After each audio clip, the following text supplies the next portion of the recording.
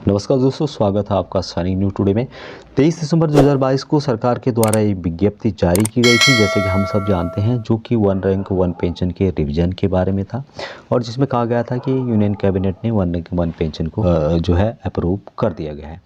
इन टेबलों को देखने पर पता लगा कि इसमें जो पेंशन है उसकी डिटेल्स दी गई थी, जिसमें कि 2016 का मेंशन किया गया था, 2019 का और 2021 का भी मेंशन किया गया था और यहाँ पे एरियर बताया गया था। उसके अलावा यहाँ पे जो रैंक थे, जिसमें कि सूबेदार, उसके अलावा ऑनरी नायक सूबेदार और ऑनरी कैप्टन, ऑनरी लेफ्टिनेंट, इस टाइप के रैंक यहाँ पे मिसिंग थे।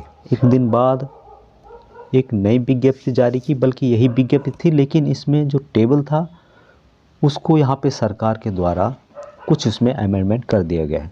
जो 2021 का जो कॉलम था उसको नए टेबल जो सरकार ने जारी किया उसमें उसको हटा दिया गया। अभी क्यों हटाया गया और क्यों पहले मेंशन किया गया, इसका किसी के पास कोई आंसर नहीं है, न सरकार ने बताया। लेकिन जो पहले वाले में जो 2021 का कॉलम था, सेकेंड वाले में उसको यहाँ पर हटा दिया गया, यानी 2019 का रखा गया, उसके बाद एरियर और 2016 का दिखाया गया था।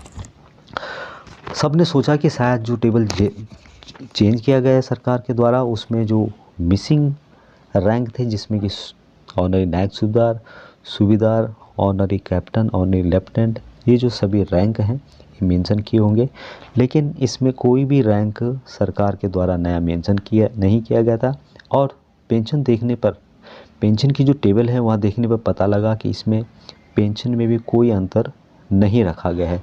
जहाँ पहले सिपाही की पेंशन थी वहाँ सेम का सेम वहाँ पे मेंशन की गई थी। जैसे कि पहले वाला टेबल में सिपाही की पेंशन 17,699 बन रही थी, यहाँ पे भी 17,699 किया गया था। और एक साथ 2019 में रिवीजन के बाद 19,776 मेंशन किया गया था, तो इसमें भी एक साथ 2019 रिवीजन के बाद 19,776 मेंशन किया गया था और ये कॉलम तो इसमें हटा ही दिया गया। और एरियर भी 87,000 मेंशन किया गया था, इसमें भी 87,000 मेंशन किया गया है।